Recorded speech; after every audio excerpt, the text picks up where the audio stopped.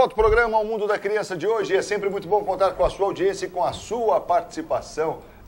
Eu vou mudar aqui o apresentador sênior, tá? Ficou melhor assim? Ficou ótimo. Maravilhoso. Francisco Agostinho, nosso apresentador sênior.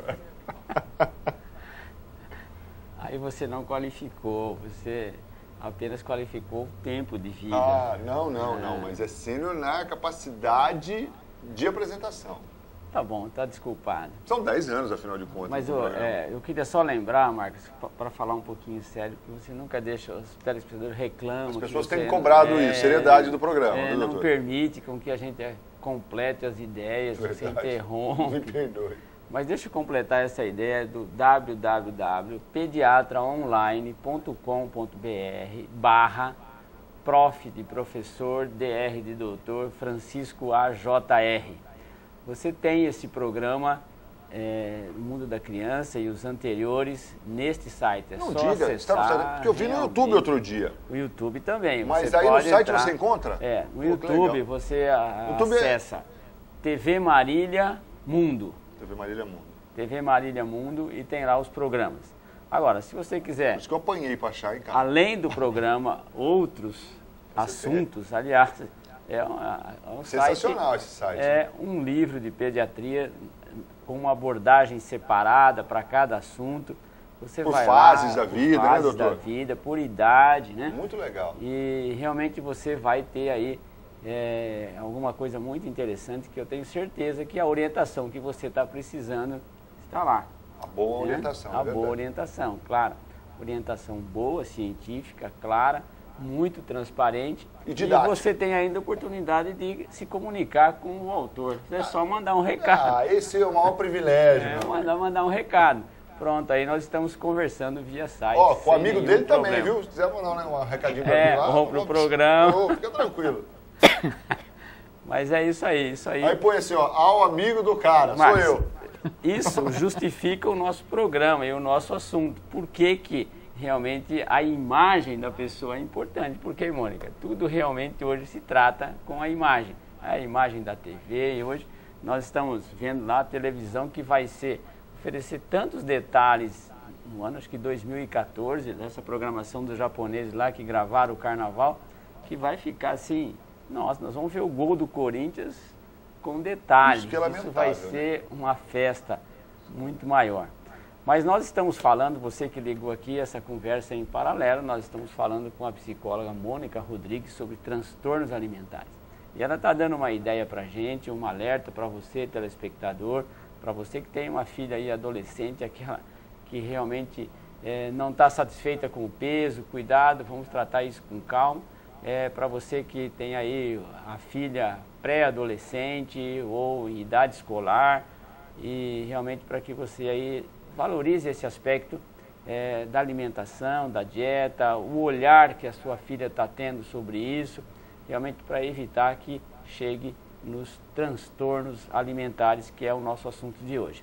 Mas nós temos alguma coisa para falar, nós estamos falando sobre o perfil, falamos sobre o perfil, que é a anorexia, o perfil da adolescente anorética, e essa comparação da menina com o menino, tal, muito mais frequente na menina.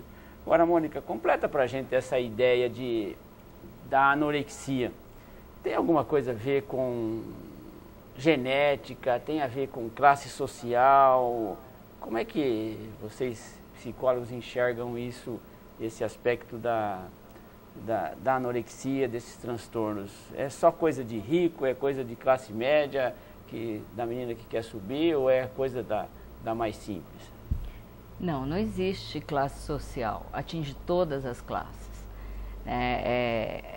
Antigamente havia um pensamento em que só acontecia com a classe social mais alta.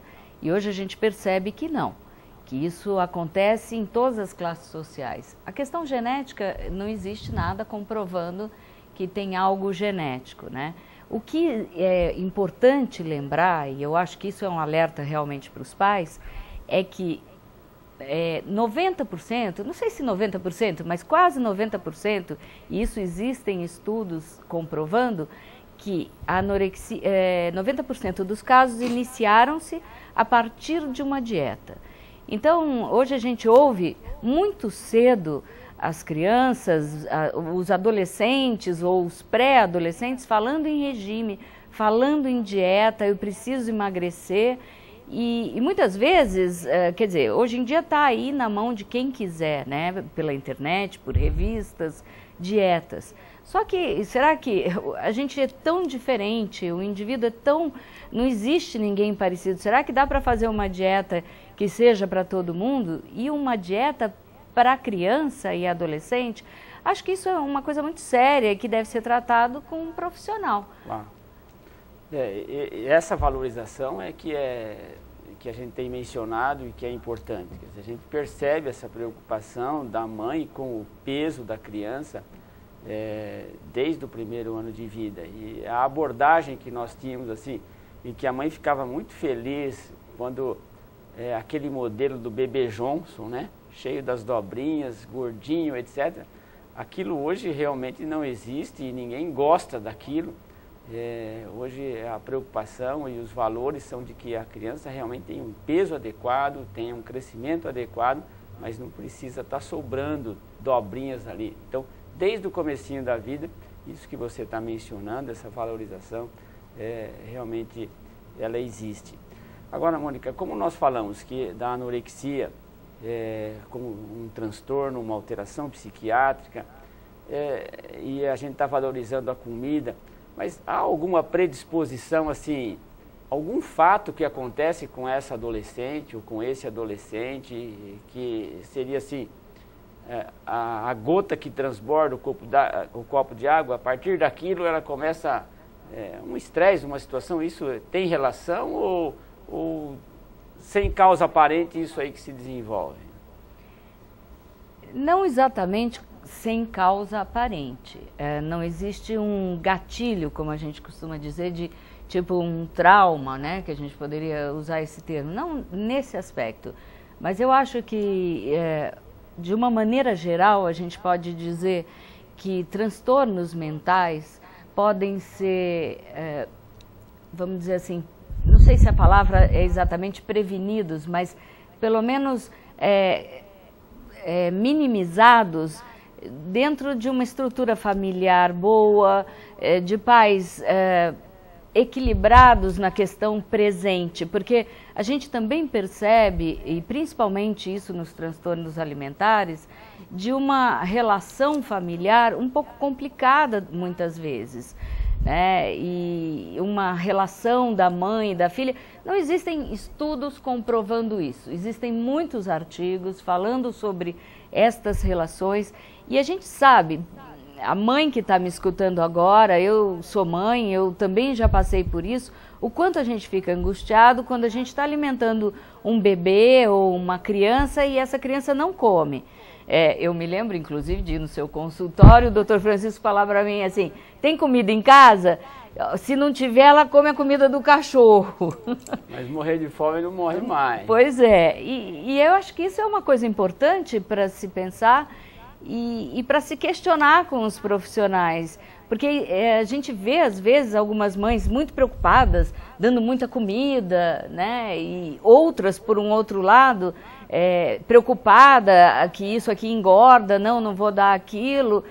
E a gente percebe isso aparecendo cada vez mais. Mas eu acho que, de qualquer forma, as meninas e os meninos hoje se sentem muito inseguros com relação à aparência, assim, inserir no grupo de adolescentes. Então, a preocupação de ser aceito, de não ser rejeitado ali, eu acho que muitas vezes levam a uma dieta, e aí sim, a dieta levar a um foco, né, a um pensamento um pouco obsessivo com relação à alimentação. Tem também, assim, a gente percebe que existem alguns outros transtornos que facilitam a anorexia de alguma forma. Então, a gente tem o transtorno obsessivo-compulsivo, né? Até porque fica tudo tão organizado e tão obsessivo que leva a uma restrição alimentar maior. É importante só dar uma palavrinha em relação a isso que a Mônica comentou. O que é a preocupação nossa de pediatra em relação a essa relação com a comida, da mãe querendo que o filho come, o que a gente, como médico, tem que dar a segurança a você que é mãe, é que não há doença orgânica envolvendo a criança. Quer dizer, o aspecto da comida que nós estamos comentando é para uma criança saudável. Quer dizer, ela come aquilo que a sua organização metabólica define para ela com os seus aspectos genéticos, etc. Desde que ela não tenha uma doença orgânica. É claro que se a criança tem uma doença de intestino, se ela tem uma doença de pulmão, se ela tem uma doença metabólica, se ela tem uma infecção crônica, ela não enquadra dentro desses aspectos que nós estamos conversando, de que realmente ela vai comer qualquer comida. Não, aí ela tem uma causa, a falta de apetite é secundário a um problema.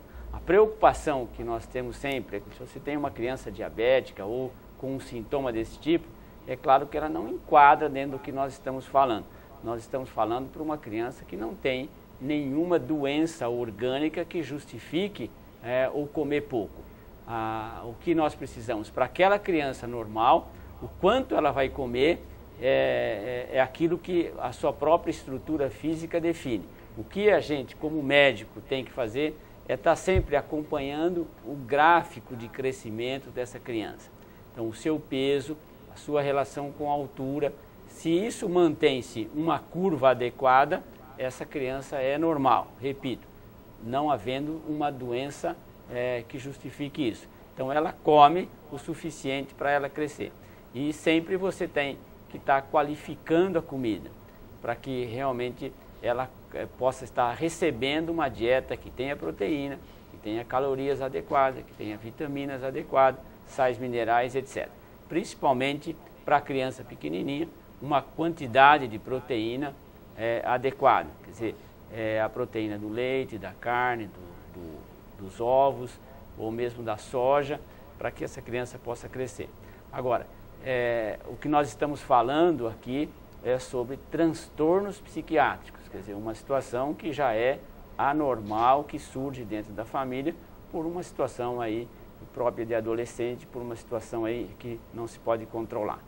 Mas além da anorexia, Mônica, eu queria que você falasse alguma coisa, porque é uma expressão comum, as revistas trazem, está sempre... O que é? Define para o telespectador, o que é bulimia? Como é que isso vem como transtorno alimentar também? Bom, bulimia é um outro tipo de transtorno alimentar, né?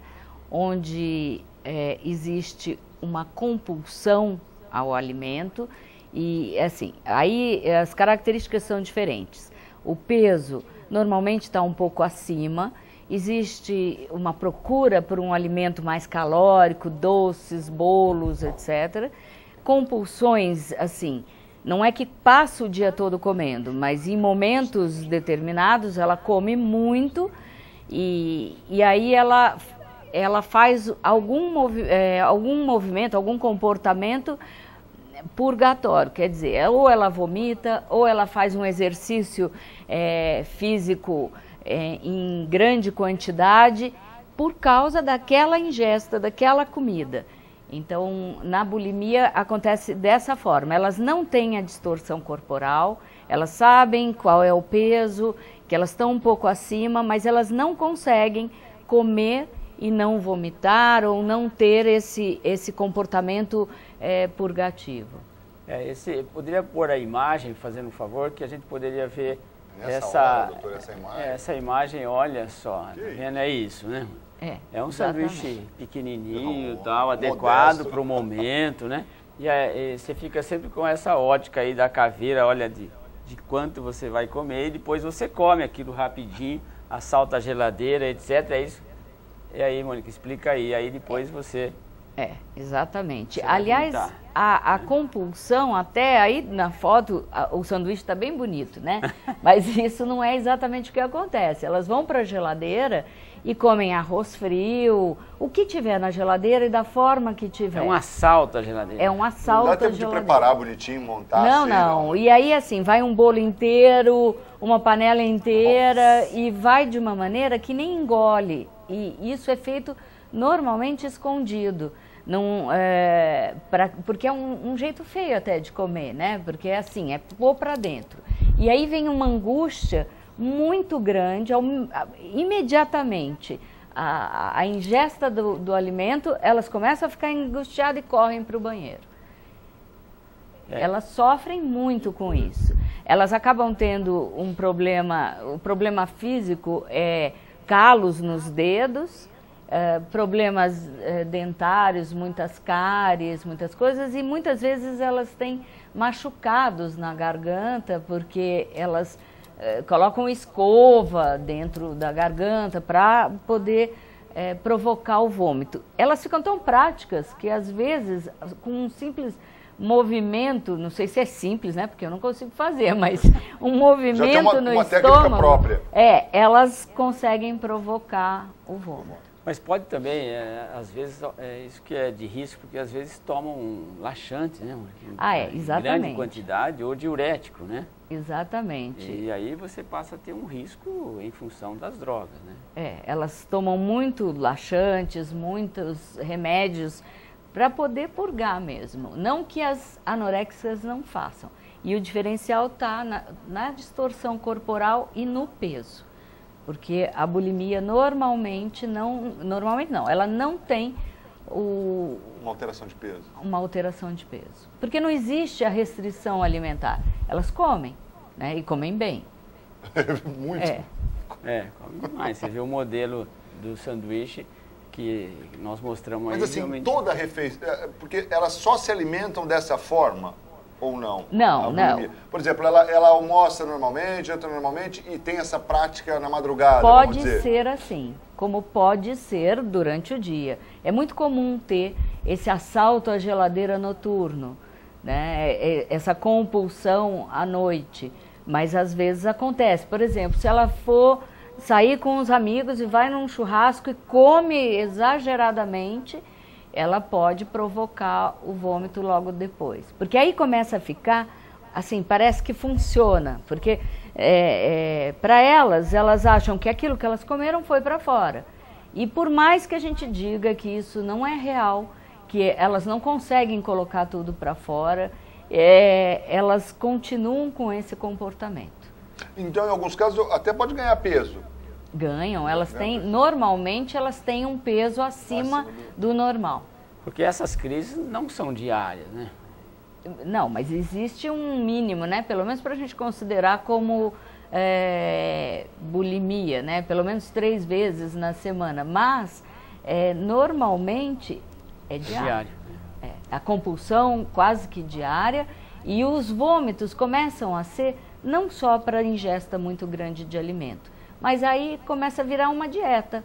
Eu como, eu ponho para fora. Eu como, eu ponho para fora. Ou os laxantes e etc. Veja, esse assunto, a anorexia e a bulimia é com este objetivo. Pode pôr a imagem, Mônica, queria que você comentasse, porque esse é o desejo das meninas, né? Exatamente. E o problema da bulimia, que a gente talvez possa pensar assim, bom, mas elas têm um peso acima, então elas não correm tanto risco de saúde. O problema é que o índice de mortalidade na bulimia vem muito pelo suicídio. Porque elas ficam depressivas, elas ficam muito angustiadas e todos esses transtornos, além dessas questões que a gente está vendo que atrapalha muito, atrapalha o convívio social. Porque essas pessoas passam a não conviver mais socialmente com ninguém, porque a meta principal é essa que a gente está vendo na foto. É só isso que importa, o resto não importa. Amigos, namorados, etc., fica completamente à parte. O valor passa a ser único. Único. Com a estética própria, né? Exatamente. Agora, Mônica, essas coisas da anorexia e da bulimia, esses transtornos, é claro que, dá uma palavrinha para a gente, trata-se isso com boa resposta clínica, consegue-se ter assim uma orientação que você consegue ter uma porcentagem de melhora, ou realmente a gente apanha muito com essas pessoas? Bom, infelizmente a gente apanha muito com essas pessoas, mas é preciso tratamento. Muitas vezes a gente consegue sim um bom resultado, passa a ser um episódio na vida daquela pessoa e não uma doença crônica, mas infelizmente na maioria dos casos, principalmente na anorexia, a gente vê como algo que é preciso sempre tomar cuidado. Essa pessoa sempre vai ter que ter cuidado com dietas, com alimentação, então é realmente algo que precisa ser cuidado sempre. Quer dizer, o caminho, a você aí que está nos assistindo, o caminho que se você tem uma situação dessa, e eu queria que você mencionasse, porque isso que você está dizendo, me parece que há um detalhe desse aspecto do tratamento que eu queria que você desse uma ênfase, que é o diagnóstico precoce. Né? Uhum. Exatamente. Eu costumo dizer que as mães, que normalmente são, esses pacientes são trazidos pelos pais. Dificilmente, aliás, quase que nunca acontece isso, de uma pessoa com anorexia buscar tratamento por si mesmo.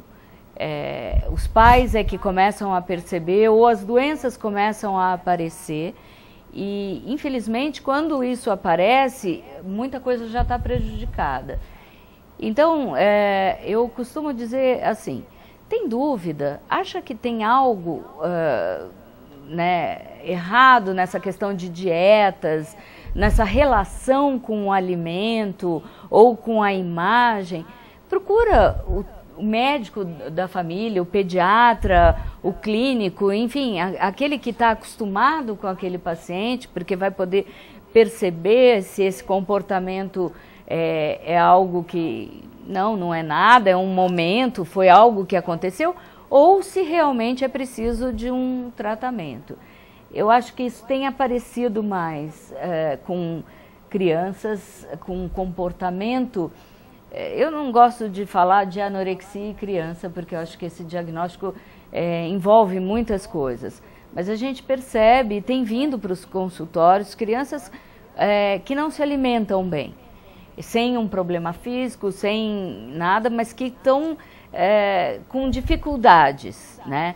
E a gente percebe muitas vezes que a terapia ajuda, porque isso está um pouco ligado às questões emocionais, né? Porque a criança aprende muito rápido como lidar com aquela mãe e com aquele pai. E o que mobiliza neles mais ou menos, né? Então a alimentação começa a ser um momento de conflito entre eles e talvez seja usado para vir à tona alguma coisa. Então eu acho que procurar um profissional, procurar um médico ou um psicólogo é muito importante.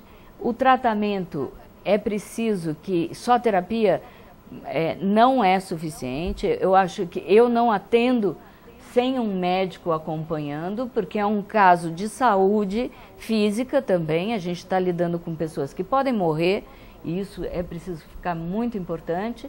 Então é um tratamento feito normalmente por uma equipe multidisciplinar, nutricionistas, médico, psiquiatra, psicólogo, clínico, envolve muitas pessoas no tratamento.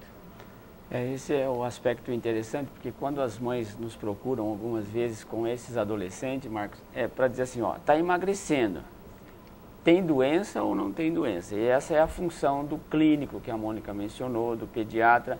Olha, não pode ter doença. Se não tem doença orgânica, física, o aspecto realmente é emocional, e aí a participação de profissionais para que realmente haja uma orientação adequada, tanto sobre o aspecto emocional, o aspecto orgânico, o aspecto nutricional e até o aspecto espiritual que envolve principalmente essas adolescentes. Legal. Doutor, ó, a gente chega no final do programa, mas eu quero chamar lá rapidinho a imagem do site. Você pode acompanhar esse programa de hoje, que a gente falou de bulimia, anorexia. Daqui a pouquinho já vai estar aí, ó. Tá vendo? Essa é a cara do site.